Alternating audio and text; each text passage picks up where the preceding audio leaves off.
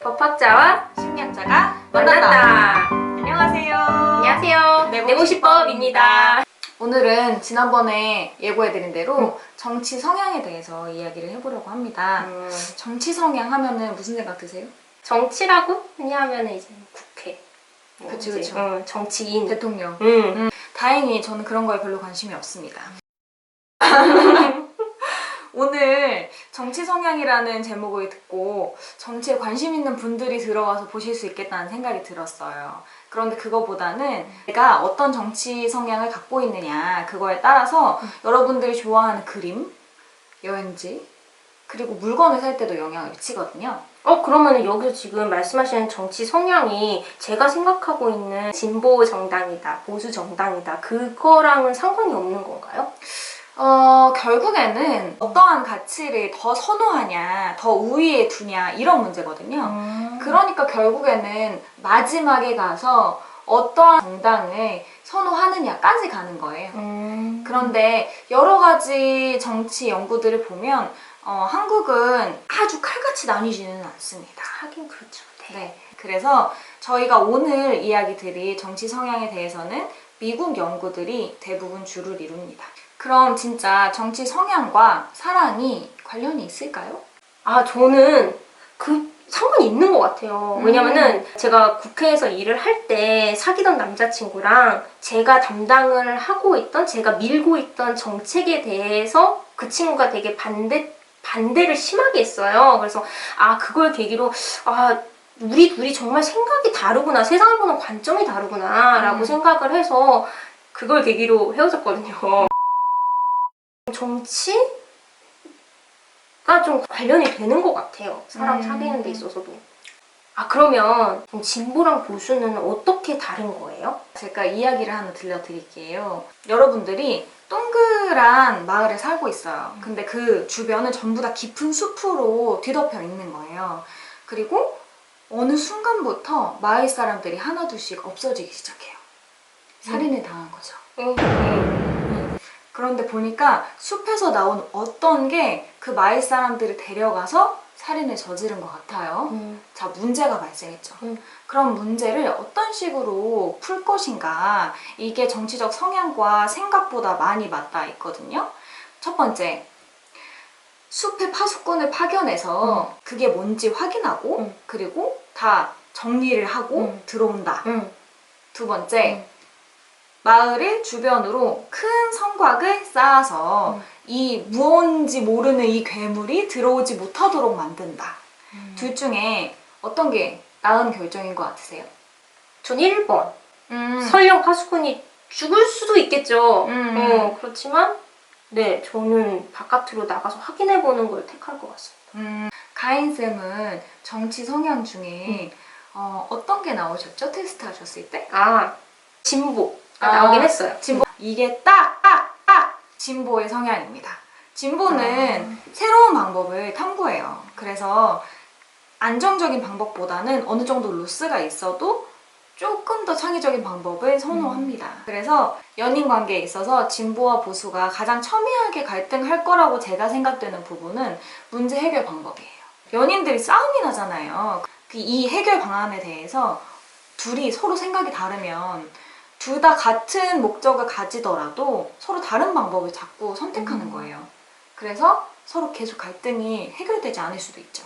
그러면 제가 미국에서 진행됐던 흥미로운 정치 성향과 성격에 대한 연구들을 정리해 보도록 하겠습니다. 제가 질문을 몇 가지 드릴 거예요. 네. 자, 첫 번째 질문입니다. 진보와 보수 중에 어디가 더 쫄보일까요? 보수. 보수? 왜 그렇게 생각해요? 왜냐면은 원래 있던 거에서 뭔가 흔들리는 걸 싫어해. 근데 되게 놀라운 건 진보와 보수가 뇌부터 달라요. 뇌가 다르다고요? 네, 뇌가 달라요. 오. 뇌가 있으면 편도체라고 정서를 인식하는 기능을 갖고 있는 뇌의 부위가 있어요. 그런데 이 부위가 두려움도 같이 느끼거든요. 근데 보수의 뇌에는 편도체가 약간 더 큰 걸 발견했습니다. 그러면은 더 두려움을 더 느낀다라는 거죠? 그렇죠. 그럼 반대로 두려운 상황이 되면 보수적으로 변할까요? 보수적으로 행동할 것 같아요. 맞습니다. 연구 결과에 나왔어요. 아, 그래서 옛날에 9.11 테러 사건 났을 때 있잖아요. 그때 대통령이 바뀌었어요. 조지 부시로. 조지 부시 공화당이잖아요. 그래서 공화당으로 정권이 바뀐 거예요.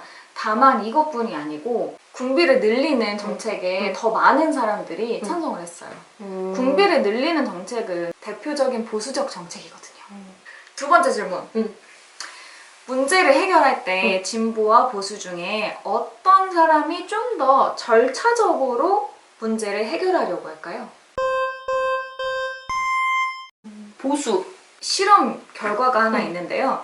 2016년에 노스웨스턴 대학에서 학생들을 모아놓고 문제풀이를 시킨 거예요. 근데 단어를 이제 맞추는 문제였어요. 풀다 보면 어려운 문제가 생기잖아요. 그래서 보수와 진보가 어떠한 방식으로 이 어려운 문제를 풀어가는지 확인을 한 거예요. 보수는 이제 스텝 바이 스텝으로 천천히 풀어 나갔다면 진보는 가만히 있다가 아! 하면서 문제를 푸는 경우가 많았어요. 네. 그러니까 진보는 결국에는 정보들을 머리에 다 넣은 다음에 이걸 한번 싹 갈아엎고 새로운 건물을 딱 세우듯이 아이디어가 빵 하고 떠오르는 거예요. 어떻게 보면 생각이 좀 더 융통적이라고 생각할 수 있죠. 그래서 연인 간에 이렇게 문제 해결 방식이 서로 다르잖아요. 그럼 당연히 싸움거리가 되죠. 그래서 싸웠구나. 왜냐면 진보가 보수를 보기에는 답답하고 느려요. 아 그랬나 봐요. 네. 네. 근데 보수가 진보를 보면은 무모해. 맨날 들었어요. 그리고 이해가 안 돼요. 왜 저거 생각이 있니 생각하지 없니? 않는지. 막 이러면서. 자, 세 번째 질문. 여러분 셜록 홈즈 보셨는지 모르겠어요. 전 셜록 홈즈의 빅 팬입니다. 네. 셜록키언이에요. 그럼 셜록을 보면 되게 불필요한 정보까지 전부 다 분석하죠. 그러니까 디테일이라고 얘기를 합시다. 어, 셜록 팬으로서? 아 그건 그렇죠. 그게 굉장히 매력적이긴 하지만 어떻게 보면 제가 선생님을 만나서 대화를 할 때 선생님이 반지를 꼈는지 안 꼈는지 양말이 무슨 색깔인지 이런 건 보지 않잖아요. 그렇죠. 여러 가지 정보를 한꺼번에 흡수하고 관련이 있다고 판단하는 사고를 종합적 사고라고 얘기를 해요. 그랬을 때 보수와 진보 중 어디가 좀 더 종합적인 사고를 할까요? 진보. 왜요? 뭔가 좋아 보여서? 뭔가 좋아 보여서? 내가 진보라서. 물론 많은 정보를 파악하는 건 좋습니다. 근데 부정적인 부분은 뭐냐면 중요한 정보에만 선택과 집중을 해야지 에너지가 쉽게 소진되지 않잖아요. 맞아요. 네, 근데 진보가 실제로 종합적 사고를 합니다. 아 진짜요? 네. 자, 문제 4번. 나단. 진보와 보수 중 누가 레게 음악을 더 좋아할까요? 진보. 왜요? 뭔가 특이하잖아요. 연구에 따르면 진보들이 새로운 음악, 새로운 예술을 좀 더 받아들이는 경향이 있었어요. 그래서 보수와 진보를 데리고 미술을 감상하도록 했는데 선호하는 미술이 약간 달라요. 예를 들면 초현실주의 같이 진짜 물건 그대로 묘사하는 거 있죠. 소묘나 이런 것처럼 그런 거는 보수가 훨씬 더 좋아했고 추상화는 진보가 더 좋아했어요. 음악도 마찬가지예요. 좀 더 전통적이고 좀 클래식한 전형적인 그런 음악들은 보수가 더 좋아했고요. 레게 음악처럼 좀 생소하고 새로운 음악은 진보가 더 선호했습니다. 그래서 내가 그림만 그리면 추상화가 되는 건가? 그건 아니에요. 그러니까 이렇게 생각을 해보면 여행지를 선택할 때도 연인은 분명히 싸울 수밖에 없는 거야. 여행지. 맞아요. 아니 그러니까 연인뿐만이 아니라 여행지를 선택할 때 실제로 친구들이랑 여행을 갔거든요. 좀 싸웠어요. 그게 왜 그러냐면은 제가 계획을 짜는 걸 담당을 한 사람이었는데 순간순간에 너무 좋은 게 주변에 많이 보이는 거예요. 저거는 꼭 먹어봐야 된다고 막 이런 식으로 이렇게 돌다 보니까 원래 일정이 늦은 거예요. 그래서 진짜 욕 많이 먹었죠. 그래서 보수들은 대부분 갔던 여행지, 아니 익숙한 문화에 있는 나라들, 뭐 예를 들면 일본 하면 좀 익숙하죠. 근데 완전 새로운 나라들 있잖아요. 우리나라 사람들 잘 여행 안 가는 곳. 그런 데는 보수가 그렇게 선호하지 않다고 유추할 수 있죠. 아직 실험을 한 건 아니니까 제가 확실하게 얘기를 드릴 순 없지만 근데 진보는 상대적으로 약간 탐험가, 새로운 환경, 그리고 전혀 예측하지 못한 상황 이런 것들로 인해서 꽤 즐거움을 느낍니다. 이런 거를 막 해결해 나가면서 희열을 느끼는 거예요. 그게 여행의 묘미이지. 그렇죠. 요런 느낌. 계획 없는 여행. 진보입니다. 5번째 문제. 마밤. 마밤. 제가 몇 가지 단어를 불러드릴 거예요. 그러면 보수, 진보 바로 얘기해 주시면 됩니다. 네. 1번 책임감 있는, 보수. 정리정돈된, 보수. 성공한, 보수. 사랑이 많은, 보수. 긍정적인. 진보. 2012년과 2014년에 진행됐던 연구 결과를 보면 보수적인 사람들은 자기의 특징을 설명할 때 책임감 있는, 정리정돈된, 성공한, 야망 있는, 종교적 믿음이 강한 사람으로 주로 소개를 했고요. 진보적인 사람들은 사랑이 많은, 부드러운, 융통성 있는, 긍정적인 이런 단어들로 자기를 설명을 했어요. 자, 이 말은 뭐냐? 자기를 설명할 때 이런 단어를 사용하긴 했지만 결국에 자기 PR에 사용한 단어들이라면 자기가 선호하는 단어들일 거 아니에요? 그쵸. 그럼 요거를 약간 뒤집어서 생각을 해보면 이런 가치가 있는 사람을 좋아하겠죠? 네. 그렇죠. 뭘 해야 돼요? 그 사람의 정치 성향을 파악해야지.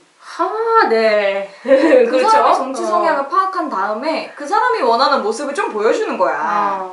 그럼 보수는 어떻게 해야 될까요? 리더십 있는 모습? 그렇죠.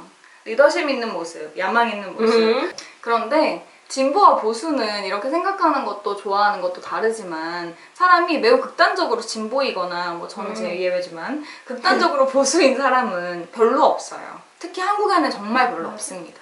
그러면 내 안에는 보수도 있고 진보도 있다는 뜻이잖아요. 그러니까 상대방과 더 잘 어울릴 수 있도록 이해랑 그리고 서로 이해가 안 돼서 충돌될 때는 잘 설명을 하는 게 제일 중요합니다. 그리고 갈등이 있었을 때 가장 중요한 방법은 내가 왜 이렇게 했는지 목적을 설명하는 거예요. 그리고 서로 스타일이 다르다는 걸 어느 정도 인정하셔야 돼요.